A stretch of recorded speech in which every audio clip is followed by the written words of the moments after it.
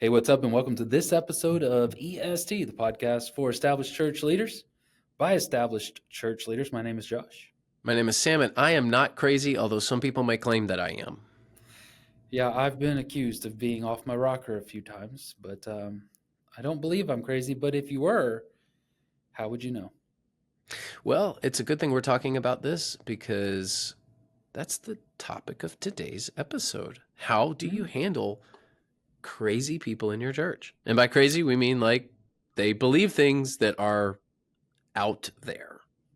Yeah, So, and of course, we want to start off the episode by saying we mean no disrespect towards those who have mental challenges and disabilities, those sort of things, or may even have mental breaks and are seeking help. We want to encourage you to seek that sort of help. And we are big advocates for mental health and psychology, psychiatry.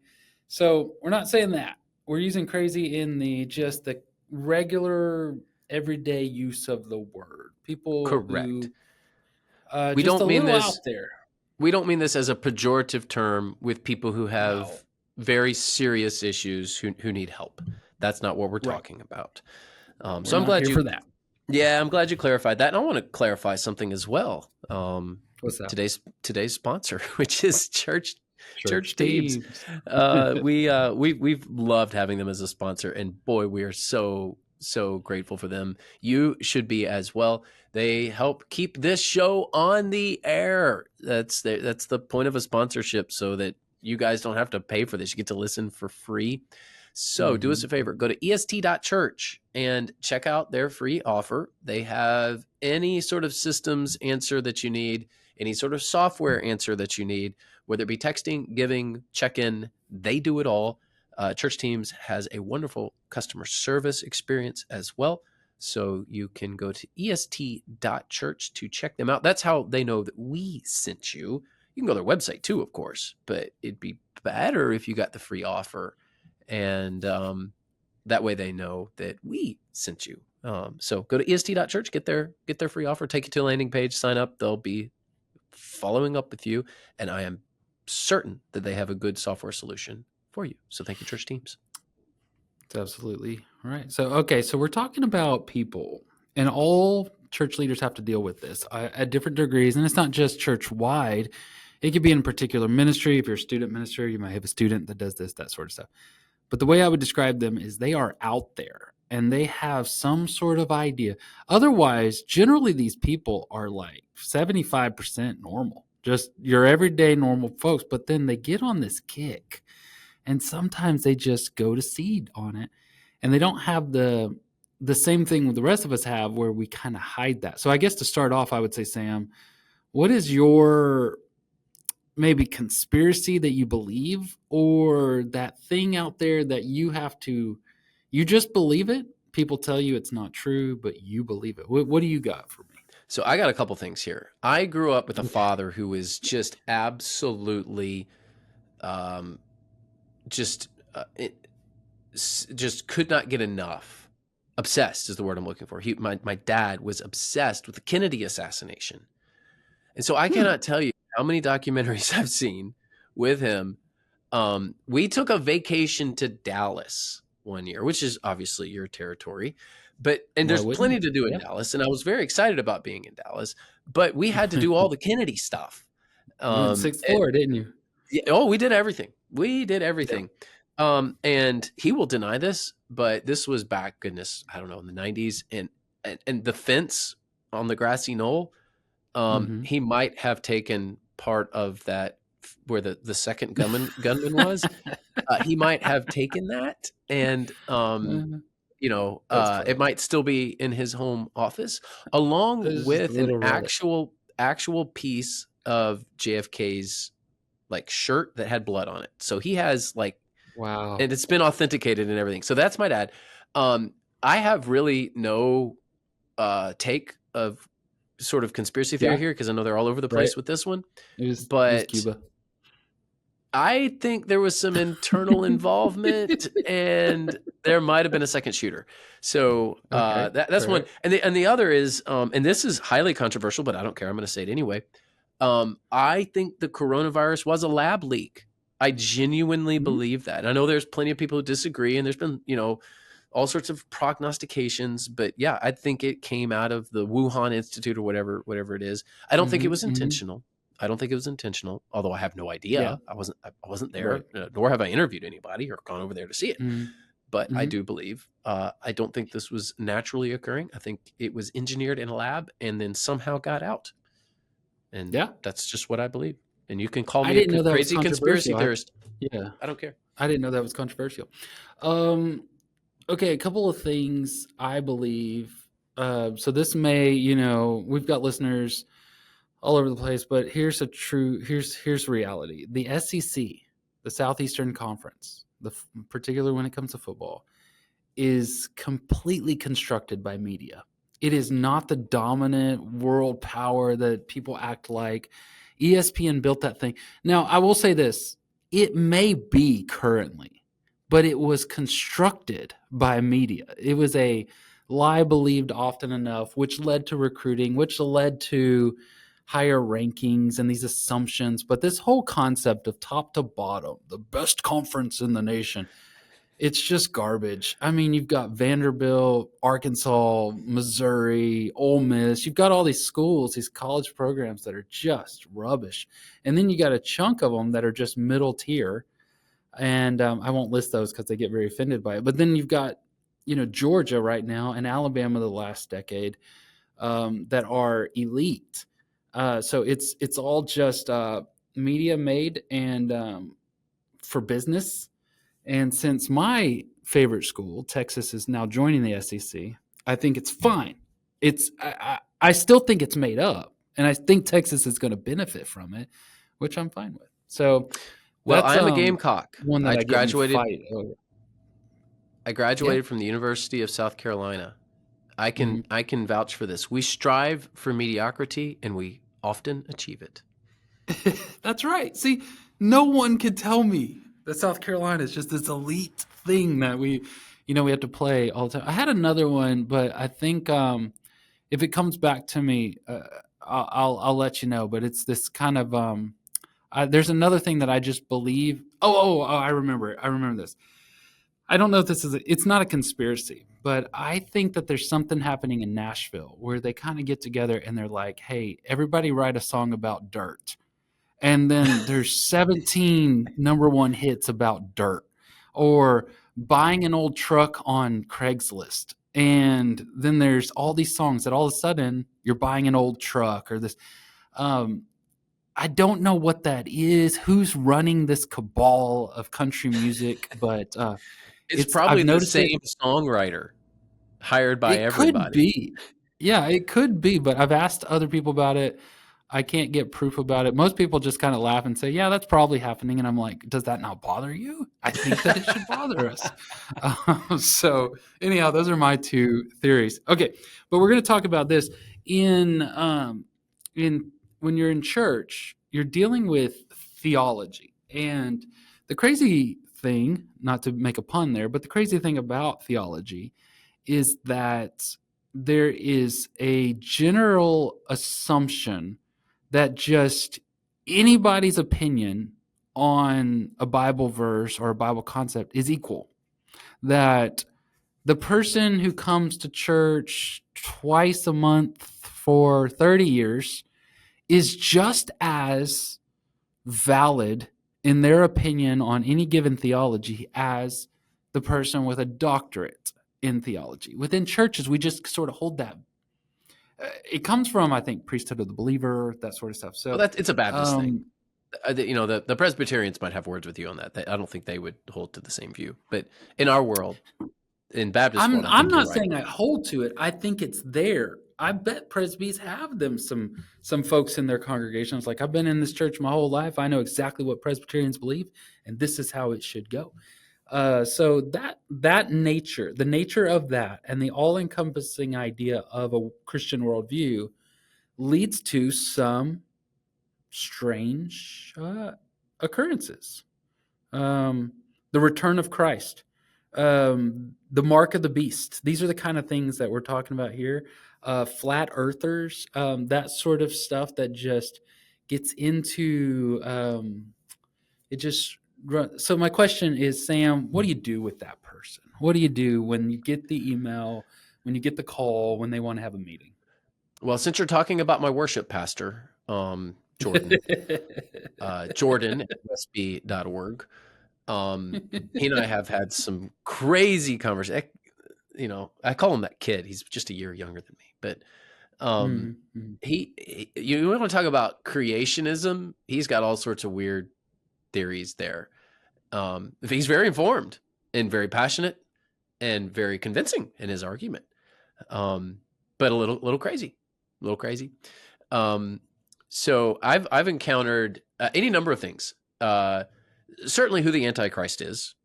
mhm, I've encountered uh, all sorts of conspiracies about global warming and what exactly is going on there. mhm, Genetically modified foods, genetically engineered foods. I've encountered that. So yeah, I think that, and granted, some of you may be listening to this going, but there are real concerns there. I'd say, yeah, there are real concerns with all of those things. There's also some crazy conspiracy theories too, mhm, and certainly, in uh, my congregation and Florida in general, I think my congregation reflects Florida with, with the government and high levels of distrust with the government mhm, mhm, at varying degrees. Let me just say that in my congregation. Now, we do love our governor. We love Ron DeSantis. It's funny to hear people talk about Ron DeSantis on the outside who are like, you don't live here. Obviously, you don't live here because everybody loves Ron in our state for the most part. Um, hmm.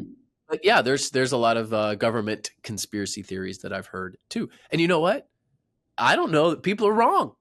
It's just kind of crazy. So what we're talking about here is when you encounter that person who has some really strange ideas about genetically engineered foods, that's not a biblical issue per se. It doesn't make them a bad person. It doesn't, maybe they volunteer in your children's ministry. Like, but what do you do with that? Josh, what do you do when someone comes up to you and starts spouting off some odd sort of views that they may or may not be right, but they're definitely not mainstream? Mm. Well, I think in my mind, my advice is to first of all be sober minded and aware that sometimes these things, these types of people can be a threat and they need to be. I don't think they all are a threat, but there are certain times where you have to watch for markers. Sometimes because we're in church, we give everybody the benefit of the doubt, and we should. We want to be open minded and listen to people and be encouraging, and we should. But don't be so compassionate that you're not wise and aware. And so there are certain streams of thought right now that are dangerous. They are deadly. They lead toward violence, and it's sometimes baked in is violence. So I think the number one thing is to be sober minded about it. Everybody, I truly believe everybody is what I call is a little bit nerdy. Like we all nerd out on something, and I think that's totally cool. I think it's totally fine. And so sometimes when we're listening to sometimes people, they'll just really go into maybe biblical archaeology, and that's hardly ever leads to violence. Just somebody just really has an opinion on David's kingdom. There's some stuff like that. Mark of the Beast stuff is similar, but there are things that are tied to the nation, into certain ways of government, into certain approaches to the problems that we see in our world that tend to be violent, celebratory. Like they like that kind of stuff. So I'd be aware of that first. The other thing which I've kind of alluded to here is everyone has these sort of feelings, and so I like to just be direct and say things like, this is like way out in left field, right? Like you get that this is kind of like out of the norm. When I say that, it really disarms people. They feel like they're going to be judged or dismissed or something like that. And what I'm saying is, look, I love this. I love that you're sharing this view with me because I've never heard of this idea before. I like to learn more. I like watching documentaries and stuff like that. So when you say, "Hey, this is way out there, but I'm totally into it. Like, tell me more about this," that kind of stuff. It really kind of lets them say, "Yeah, I get it." And it really is another marker for me if they're like, no, this, they'll get more aggressive if they're of the dangerous type. But if they're like, yeah, I'm just kind of asking, and then that's much more of a harmless sort of fascination that they have. It's just something that they go to seed on. And I really would say don't fear it, but also don't ignore it. I guess those would be my first two advices when I get the email or when I get the call. Yeah, I think you're onto something here. And it's very similar to the way that I respond.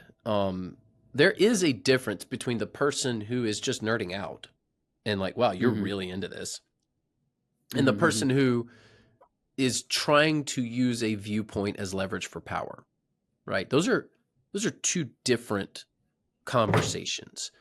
So 9 out of 10 times when I'm talking to somebody who's bringing an odd view, or in the case of this podcast topic, like crazy out in left field sort of view, I just do a lot of smiling and nodding, and kind of like you, I'm like, hey, well, tell me more. This is not something Mm-hmm. I'm aware of. I'd love Mm-hmm. to hear more. And often people are glad to tell you more. And so I just end up listening most of the time. I don't necessarily have to feel the need to agree or to egg them on or to dismiss Mm-hmm. them.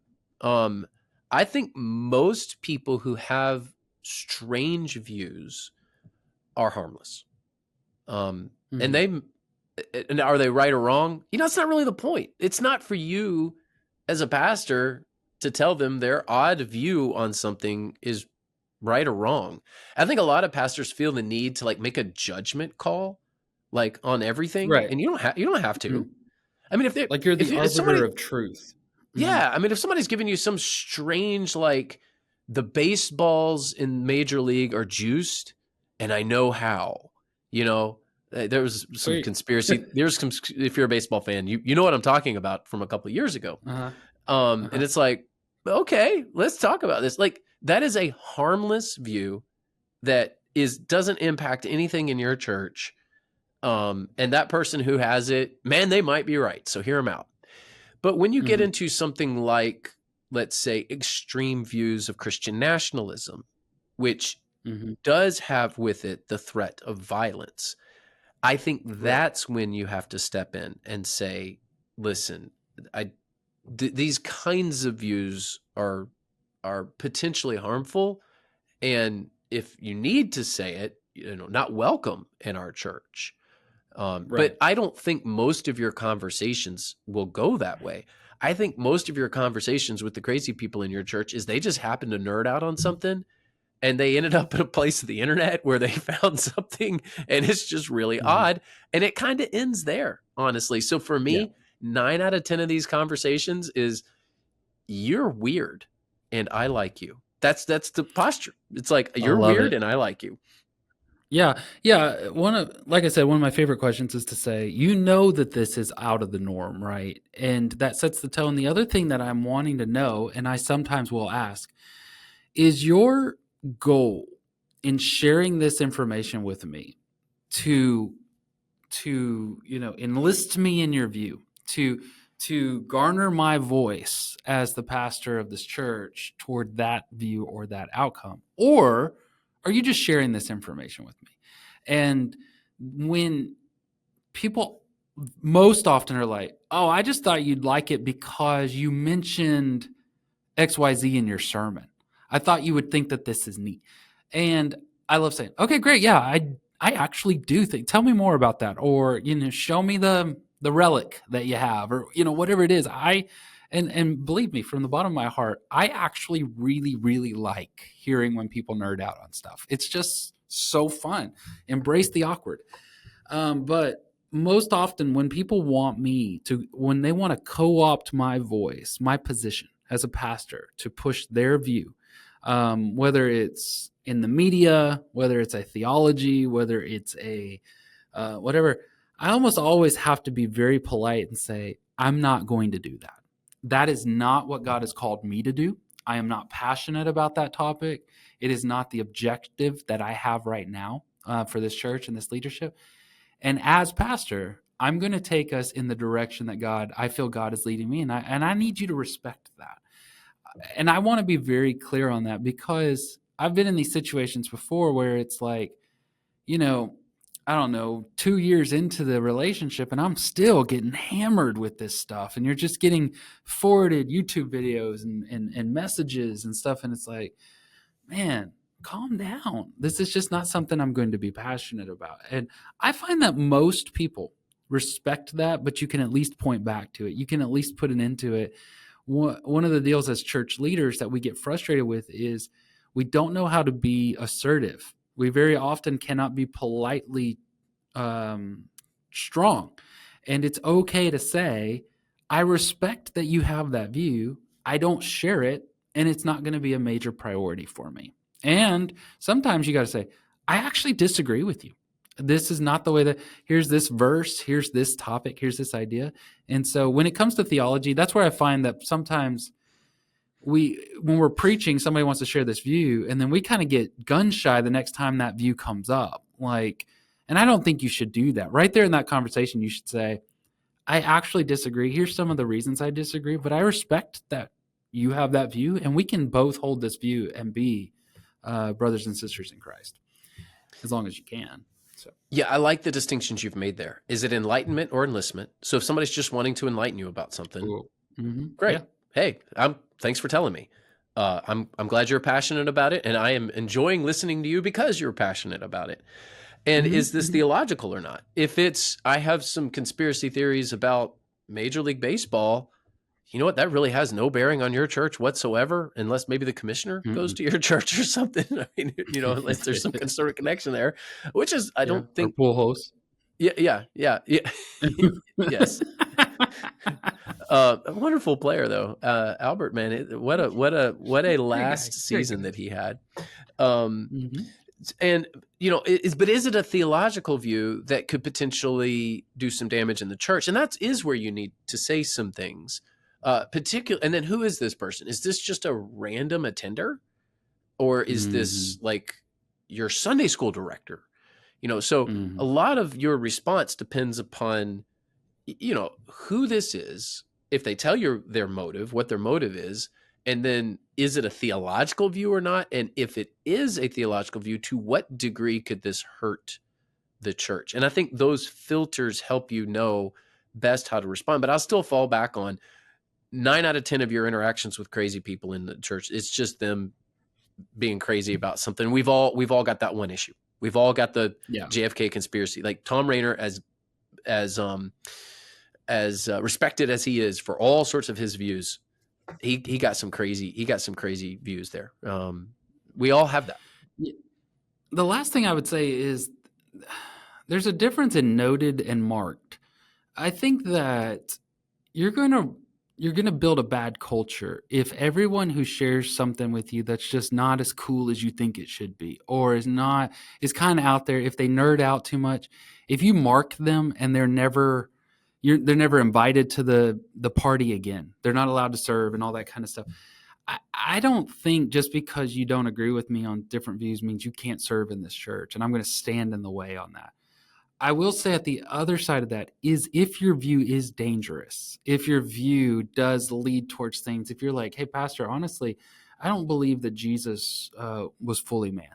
I just don't believe that. I've got all these other views. And all right, I mean, I'll share with you that's not Orthodox. I'll share with you, you can't be Christian and be that way. You can't be Baptist and have that view.